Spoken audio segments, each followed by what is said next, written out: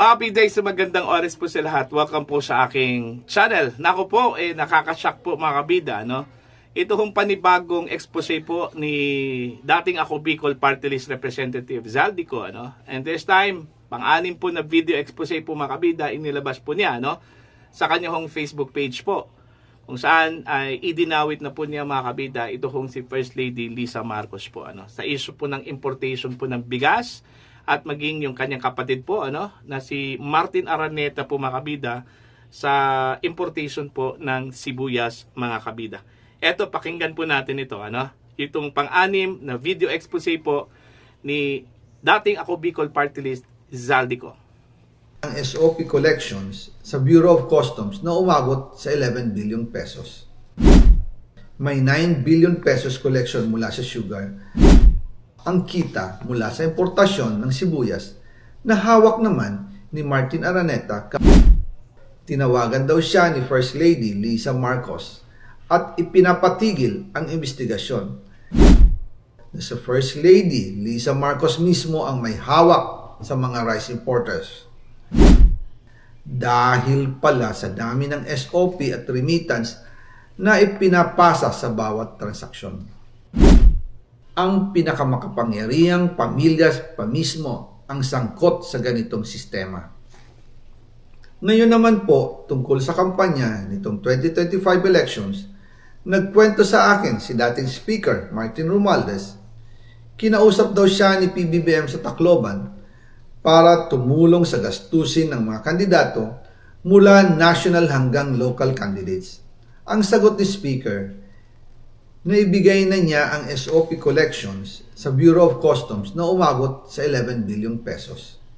Dagdag pa dyan, may 9 billion pesos collection mula sa sugar na ayon mismo sa kanya ay pinaghahatian lang ng 5 kumpanya para makontrol nila ang presyo ng asukal sa merkado. At iba pa ang kita mula sa importasyon ng sibuyas na hawak naman ni Martin Araneta, kapatid ni First Lady Lisa Araneta Marcos. Kung matatandaan ninyo, noong 2022, nagkaroon po ng investigasyon sa Kamara na pinangungunahan ni Congressman Toto Swansing dahil sobrang taas ng presyo ng sibuyas. Umabot ng 600 pesos kada kilo. Gayong dapat ay nasa 80 pesos lang. Doon lumabas ang pangalan ni Martin Araneta bilang isa sa mga nasa likod ng kontrol sa importasyon ng sibuyas. Pero hindi po natuloy ang investigasyon. Ang sabi ni Speaker, tinawagan daw siya ni First Lady Lisa Marcos at ipinapatigil ang investigasyon. Kaya walang natuloy at walang naparusahan. Dahil pala, kontrolado ng kapatid ng First Lady ang importasyon ng sibuyas. Ganito rin po ang nangyari sa bigas. Noong April 2023, nagsimula nang tumaas ang presyo ng bigas. Kaya iminungkahi ko kay Speaker Martin Romualdez na kung pwede ay mag-angkat tayo ng 13 million metric tons para sa buong taon. Ang layunin ko po ay mapababa ang presyo ng bigas sa 22 pesos kada kilo. Pero hindi po ito inaprubahan ng Pangulo noong sila'y nasa Clark.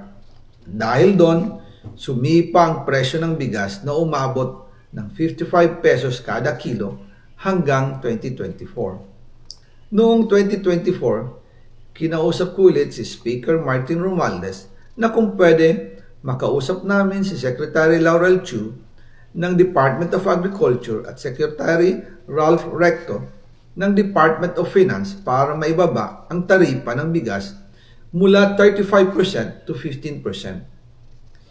Sinabi ko kay Speaker Martin Romualdez na kung pababayaan natin ang patuloy ng pagtaas ng presyo ng bigas at umabot ito sa 60 pesos kada kilo, siguradong magagalit na ang taong bayan.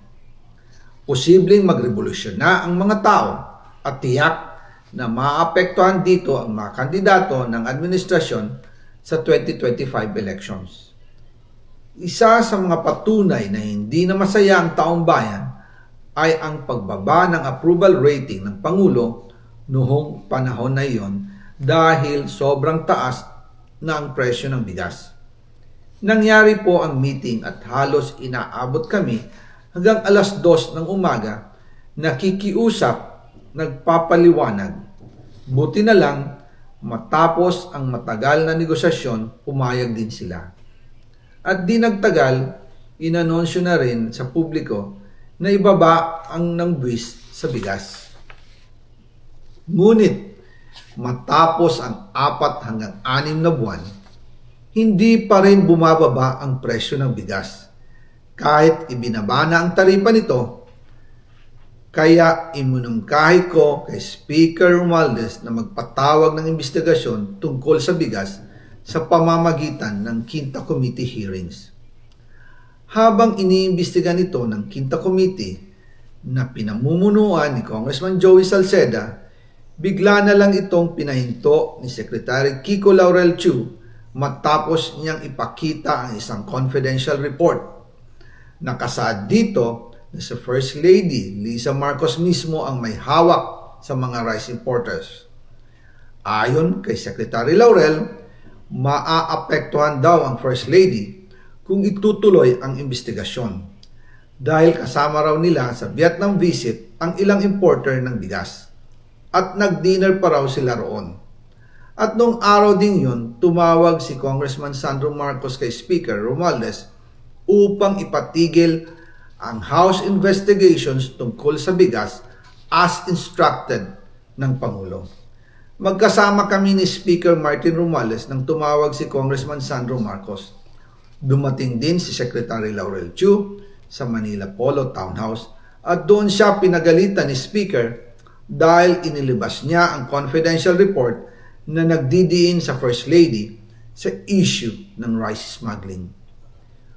Humihingi ng paumanhin si Secretary Laurel Chu at sinabi niyang, pasensya na, masyado akong naive. Doon namin naintindihan kung bakit. Kahit ibinaba na ang import tax ng bigas mula 35% to 15%, ay hindi pa rin bumababa ang presyo sa merkado dahil pala sa dami ng SOP at remittance na ipinapasa sa bawat transaksyon. Dagdag pa po, maraming importers ng isda ang nagre-reklamo dahil kontrolado ito ng kaunting kumpanya lamang. Wala naman daw tax sa importation tuwing lean season, pero kahit ganoon, hindi pa rin sila nabibigyan ng permit to import. Ang makaunting kumpanya na ito lang ang nabibigyang permit to import. Dahil dito, kontrolado din ang presyo ng isda at ito din ang dahilan kung bakit mataas ang presyo ng galunggong. Mga kababayan, hindi dapat naghihirap ang Pilipinas. Hindi dapat ganito kamahal ang mga pangunahing bilihin tulad ng bigas. At higit sa lahat, hindi dapat nagugutom ang mga Pilipino. Wala silang malasakit sa taong bayan, lalo na sa mga mahihirap. Inaabuso ang kapangyarihan, nagiging negosyo ang pera ng taong bayan. Masakit man tanggapin, pero ito ang katotohanan. Ang pinakamakapangyarihang pamilya pa mismo ang sangkot sa ganitong sistema. Mula sa Pangulo, First Lady, hanggang sa anak, sila mismo ang nagtatakda, kumukontrol, at nakikinabang sa mga transaksyon dapat sanay para sa kapakanan ng sambayanan. Hawak at kontrolado nila halos lahat ng ahensya, kaya nagagawa nilang itago ang katotohanan. Sa mga susunod na araw, marami pa po akong isisiwalat. Maraming salamat sa inyong oras at patuloy na pag-unawa. Naway, magising tayo sa katotohanan at sama-sama nating hanapin ang hustisya para sa bayan. Diyos mabalos po sa Indugabos. Nako po, eto, halos makompleto na po ito hong pamilya Marcos po mga kabida, no? Dito sa issue po ng korupsyon, okay, sa Marcos administration po. Ano? Kasi una, si Pangulong Marcos, yung idinawit po ni Zaldico, ano? Mga kabida. Pangalawa po, ito hong si Sandro Marcos, okay, sa issue po ng insertions. At ito pong pangatlo po makabida, no? Ito hong si Lisa Marcos po makabida kung saan po idinawit po siya, no? Dito ho sa importation po ng bigas, mga kabida, at maging yung kapatid po ni First Lady Lisa na si Martin Araneta, sa importation po ng sibuyas po, mga kabida. So ito, sinabi po ni Congressman Zaldico, hawak daw ng First Family yung mga ahensya po ng gobyerno, kung saan po may hawak ko dito sa mga importations. Alright? Maging yung collection daw ng Bureau of Custom. Alright? Yung SOP. Meron daw natanggap ito kung si Pangulong Ferdinand Bongbong Marcos, mga kabida.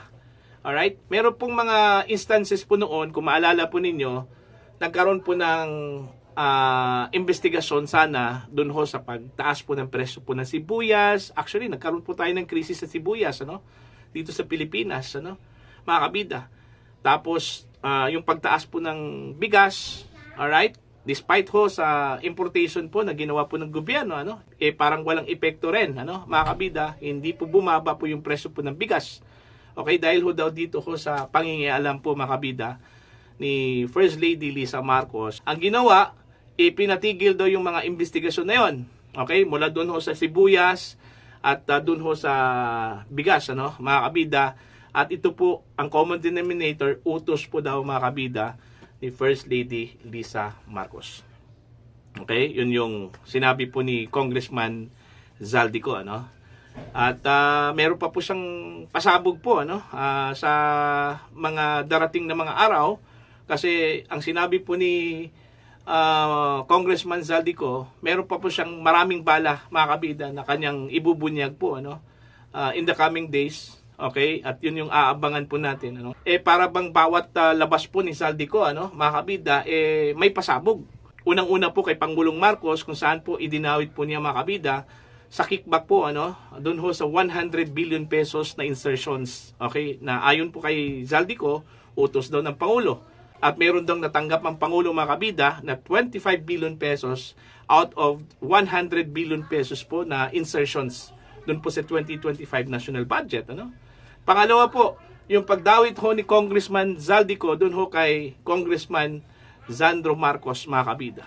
Okay, meron daw 51 billion pesos na insertions ito hong si Sandro Marcos simula nung 2023 hanggang 2025. Okay? And then this time, si First Lady Lisa Marcos, kung saan po ay hawak doon niya itong importation po ng bigas, mga kabida. Yung kanyang kapatid, hawak doon yung importation po ng sibuyas. So, in short, meron na pong pakialam itong pamilya Marcos, mga kabida, pagdating ho sa issue po ng kickback, whatsoever.